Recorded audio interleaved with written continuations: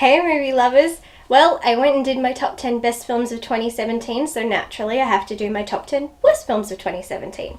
Now when it comes to criteria for this list, I do have to explain my rating system.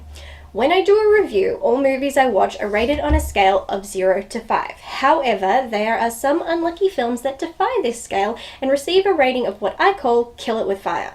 This is for the films that are so horrendously awful you can't stand the thought of their existence and just want to take every copy and set them on fire. So this list is made up of films from 2017 that received a kill it with fire rating. Coming in at number 10 is Better Watch Out. At the end of the day, this was a massive disappointment. It fails to deliver itself under the genres of psychology and horror which it claims to be. The acting is pitiful, the dialogue is atrocious, the pacing is bland, the camera work is questionable, the writing is a nightmare, it lacks the fresh originality I was promised, and is not capable of surprises because it slaps a giant surprise up ahead sign on every aspect of this movie. I positively hated this movie. This movie quite literally made me shake with anger, much like Alien Covenant did. At number 9 is First Kill. This movie is just god awful. At first it's just boring and not interesting enough to hold one's attention, which resulted in me continuously tuning out, but then it just got flat out bad, where I was actually paying enough attention to realize how badly I wanted it to be over. From awful dialogue to bland cinematography, a bland score, piss poor character development, and choppy editing. I think the worst part of this movie is that it's all based on the premise that a kid needs to learn how to be tough and stand up to bullies. And by some bloody miracle at the end of the movie, that's exactly what he's learned. What? We had to go through bizarre, pointless bank heists, crooked cops, hunter dads, oddly caring robbers, and a lot of kidnapping just for one 11-year-old to learn this lesson? I have no idea how a person's brain thinks any of that makes sense, because it doesn't. This film is bad, it is stupid, and while it deserves the criticism, I feel bad for saying it because I love the lead actors and I think they are far better than a dud like this. At number 8, The Circle. This is undoubtedly the most pretentious pile of cinematic bullshit I have seen in a long time. This film is so far up its own ass it's breaking contortionist records. I want this film to go away. I need it to go away. This was one of the worst 2 hours of my life. 2 hours I'll never get back, and it left me with an anger that may take years to be rid of. The only reason I kept watching it was not because it had good actors, because no level of good acting could make this watchable. Not even Tom Hanks himself could save this. Come to think of it, did his character even do anything? No. What kept me going was that train wreck sensation. It is so devastating and yet you just can't look away, but even if I did look away, I would still have to have been subjected to Watson's forced American accent. At number 7, Leatherface. This film is a terrible and pointless prequel, with it and the sequel making a complete joke and mockery of the original film. This film on its own is so unoriginal and couldn't form so much as a single original thought that it just had to rip off movies such as American History X, Dr. Giggles, and Silence of the Lambs. This film actually focuses so little on Leatherface and the Sawyers, I would hardly even bother to call it a Texas Chainsaw movie. At number 6, Alien Covenant. I am aware, on a subconscious level, that there were a great deal of pros about this film, but I was so infuriated and let down as a fan, I couldn't even recognize them. This caused my typical rating system to be thrown out the window. I couldn't personally praise the film on any level, so I couldn't use a crystal ball rating. I also don't think it's an unredeemable film, the likes of which should not exist, so I couldn't give it a kill it with fire. I had no choice but to give this film a rating of fuck you, as in, fuck you, Ridley Scott, for seriously letting me down as an Alien fan. I feel I wasted so much energy in hoping it all for this film because it blew up in my face. This film, in its entirety, made me angry, and for that, I once again say, fuck you. Number 5, Rings. I could honestly rip every inch of this film apart for days, but I would rather not waste another second thinking about this god-awful piece of cinema. To critics who applauded the film's so-called strong, surprising ending, please don't ever review another horror film ever again.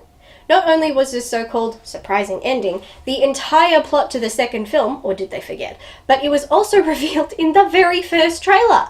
It was not surprising. The trailer told you exactly what Samara's endgame was, making the actual reveal at the end neither strong or surprising.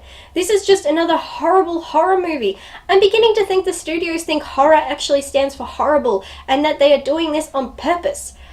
Rings is an appalling train wreck of a movie. It is a stain on the genre it chooses to associate itself with and is evidence to Hollywood's current struggle to break the remake cycle and give movie lovers something new. At number 4, Britney Ever After.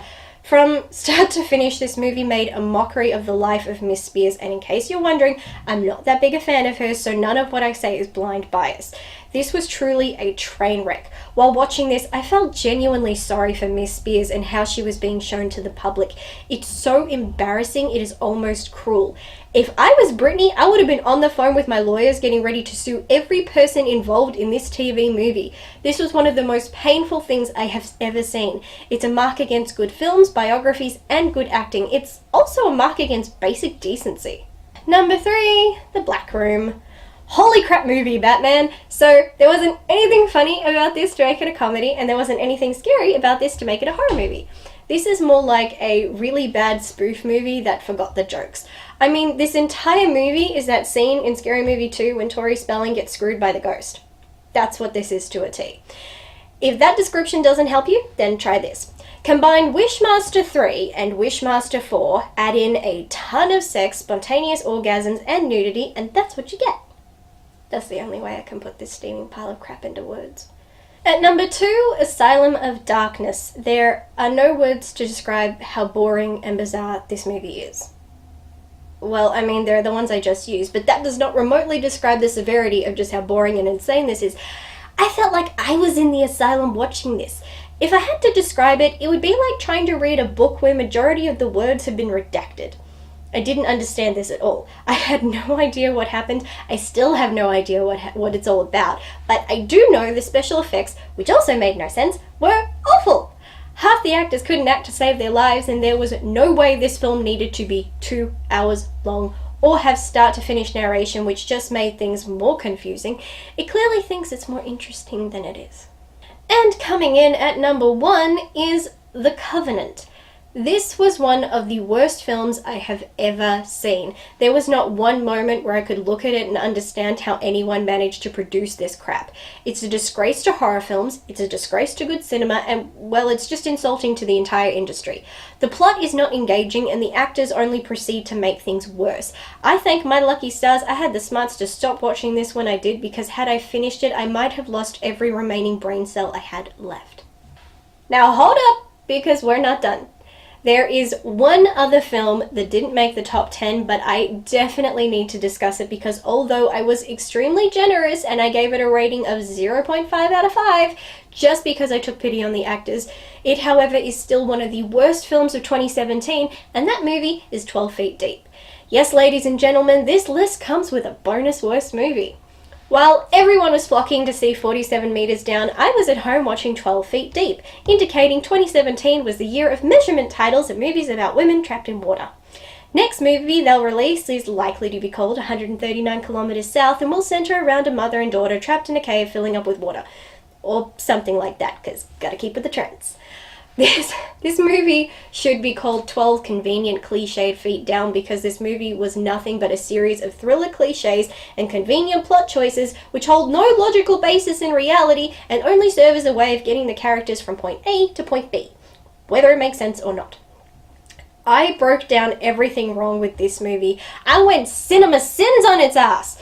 This is a mess of a movie, and the only thing anyone can take away from it, or even take from everything that I wrote about it, is that it makes for a rather effective drinking game. But with the level of drinking this film would induce, I'm sure it would lead to death, and for that reason, I do not recommend this movie.